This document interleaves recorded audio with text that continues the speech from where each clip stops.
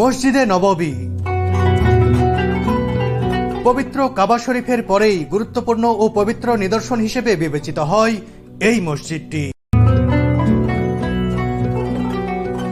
ধর্মমতে এই মসজিদে নিবিষ্ট মনে 1 রাকাত নামাজ পড়লে 50,000 রাকাত নামাজের সওয়াব পাওয়া যায়।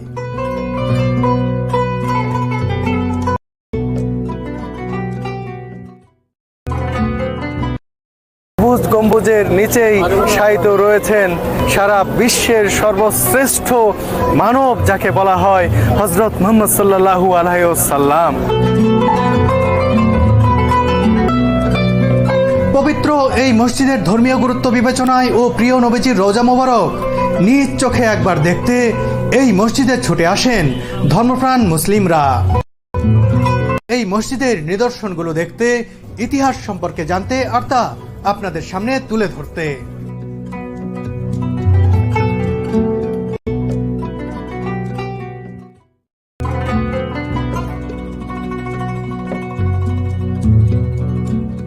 মহানবী হযরত মুহাম্মদ সাল্লাল্লাহু আলাইহি ওয়াসাল্লাম মক্কা থেকে যখন মদিনায় হিজরত করেন তখন এই শহরটির নাম ছিল ইয়াসরিব।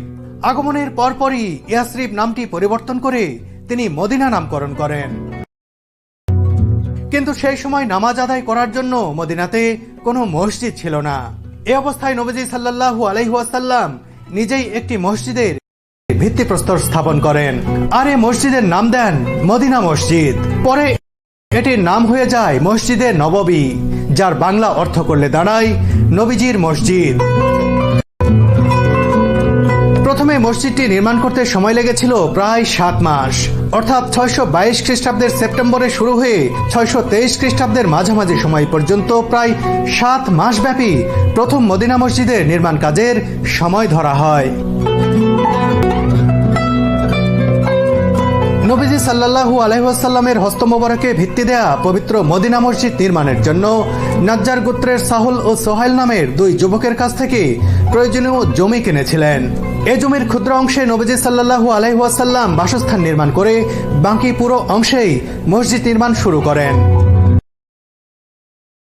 ঐতিহাসিকদের মতে মদিনা মসজিদে সর্বপ্রথম মেহরাব, মিম্বার, আজান দেওয়ার স্থান বা মিনার এবং অজুর স্থানের ব্যবস্থা করা হয়। বর্তমানে মসজিদে নববী শরীফ বহুগুণ বড় ও সম্প্রসারিত। সম্পূর্ণ আধুনিক নতুন নকশার ভিত্তিতে এটিকে সম্প্রসারণ ও পুনর্নির্মাণ করা হয়েছে যাতে একসাথে কয়েক লাখ মুসল্লি এখানে নামাজ আদায় করতে পারেন। আমি 5 নম্বর গেট দিয়ে ভেতরের নামাজ আদায়ের জায়গায় যেতে চাই।